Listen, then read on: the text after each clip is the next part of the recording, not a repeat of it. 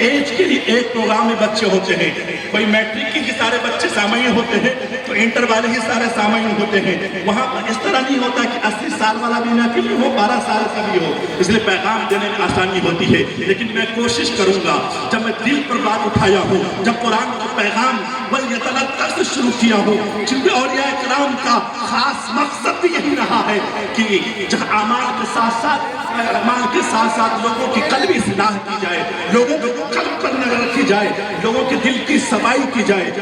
اگر ہم 18 سال کے ہیں, ہم یہ سوچ رہے ہیں ہم 20 سال کے ہو چکے ہیں, ہم یہ سوچ رہے ہیں کہ دل کو ہم کہاں رکھیں, 30 سال کے ہو چکے ہیں, شادی ہو چکی ہے, پھر بھی اگر ہم سوچ رہے ہیں کہ دل کو ہم رکھیں کہاں رکھیں, کون سی جگہ رکھیں. مسجد میں جاتا ہوں لیکن دل اور طبیعت نہیں لگتی ہے, مزار پاک پر کھڑا ہو جاتا ہوں طبیعت نہیں لگتی ہے, کہیں علماء کرام کی بارگاہ میں بیٹھتا ہوں طبیعت نہیں لگتی ہے. دل کو کہاں رکھا جائے, اس کا مرکز کیا ہے, اس کا محور کیا ہے, کون سی وہ جگہ ہے جہاں دل کو ہم رکھ دیں گے ہمارا معاملہ صحیح ہو جائے گا. خاص طور سے جو نوجوان ہیں سنیں, ان کو اگر اپنے دل کی اصلاح کرنی ہے تو اپنے دل کو کہیں اس گلی کی چھوکریوں کا نہ دو, اس گلی کی لونڈیوں کا نہ دو جو تمہارا تماشا بنائے گی, آگے چل کے تمہاری عزت کو اور تمہارے وقار کو اچھالے گی, آگے چل کے تمہاری عزت کو تار تار کرے گی. اگر چاہتے ہو کہ ہمارا دل کا معاملہ صحیح رہے تو کہیں اور نہیں, اپنے دل کو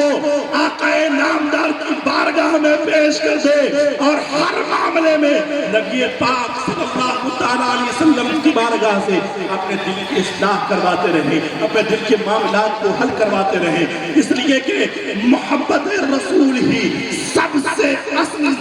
سے اصل ہمارے ایمان کا مرکز و محور ہے. اگر دل کے حالات ہمارے صحیح ہو گئے تو سمجھ جائیے دنیا کے اندر ہماری عزتیں بچ جائیں گی, ہمارے وقار محفوظ رہ جائیں گے, نہیں تو پھر معاملات خراب ہوتے ہی چلے جائیں گے. اس لیے کہ ہمارے جو بڑوں نے سکھایا ہے وہ سکھا کر کے دنیا سے جو گئے ہیں سارے معاملات میں اسی وقت ہماری عزت و وقار محفوظ رہتی ہے. جب حضرت عثمان غنی کی داستان کو ہم جب پڑھتے ہیں سنتے ہیں تو کیا دیکھتے ہیں کہ حضرت عثمان غنی ہیں, وضو کے لیے آپ جب وضو سے فارغ ہوتے ہیں, فارغ ہونے کے بعد جب وضو کر لیتے ہیں, وضو کرنے کے بعد جب اختتام کو پہنچتے ہیں, اس کے بعد آپ وضو سے فارغ ہونے کے بعد کھڑے ہو کر کے تھوڑا لمحہ آپ مسکراتے ہیں. مسکرانے کے بعد وہاں پر جو لوگ موجود تھے دیکھنے کے بعد پوچھتے ہیں کہ حضرت عثمان غنی آپ کی مسکرانے کی وجہ کیا ہے, آپ کیوں مسکرا رہے ہیں, کیا وضو کی سنت ہے کہ مسکرایا جائے وضو کرنے کے بعد؟ حضرت عثمان غنی کہتے ہیں نہیں, معاملہ یہ ہے کہ ایک موقع سے میں نے حضور کو دیکھا کہ آپ وضو کرنے کے بعد آپ اسی طرح سے کھڑے ہو کر کے مسکرائے, اور اسی ادا کو میں اپنا رہا ہوں اور حضور کی سنت پر اپنے دل کو زندہ کر رہا ہوں اور نبی پاک صلی اللہ علیہ وسلم کی یاد کو تازہ کر رہا ہوں.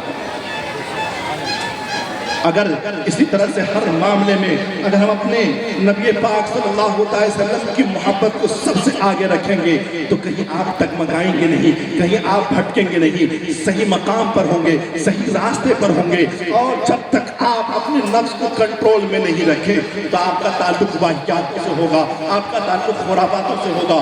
اصل جو چیز آپ سمجھ کر کے رکھے ہیں کہ فیس بک بہت اچھے سے چلا لوں گا تو میرا اسٹیٹس خوب بڑا ہو جائے گا, فیس بک پر بنا رہوں گا تو میرا وقار خود بڑھ جائے گا. اگر یہ آپ سمجھ رکھتا ہے کہ انسٹاگرام میں زیادہ فالوورز میرے بڑھ جائیں گے, میری عزت میں چار چاند لگ جائیں گے, اگر آپ یہ چاہتے ہیں کہ جلسوں کو اگر نشانہ بنا کر کے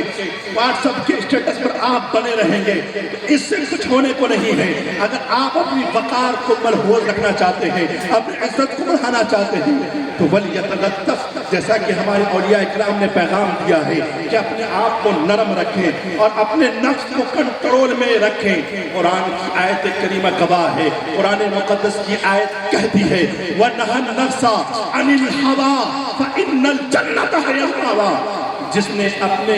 خواہشات نفس کو مٹا دیا، جس نے اپنے دل کی خواہشات کو مٹا دیا، اس کا ٹھکانہ جنت ہے، اس کا ٹھکانہ جنت ہے۔ اس لیے جنتی ہونے کے لیے بہترین نسخہ موجود ہے۔ نفس کے معاملات کو صحیح کیجئے، دل کے معاملات کو صحیح کیجئے۔ جہاں ہم نمازوں کی پابندی کرتے ہیں، جہاں ہم روزے کا ذکر و اذکار کرتے ہیں، جہاں ہم حج کی ادائیگی کرتے ہیں، جہاں ہم زکوٰۃ کی ادائیگی کرتے ہیں، وہی ہمارے دل کا معاملہ بھی بہت بڑا ہے۔ جب تک دل ہمارا صاف نہیں ہوا، جب تک دل کو اگر ہمارے اچھائی پسند نہیں آئی، تب تک ہم اپنے ایمان کی باروں میں کمزوری کی طرف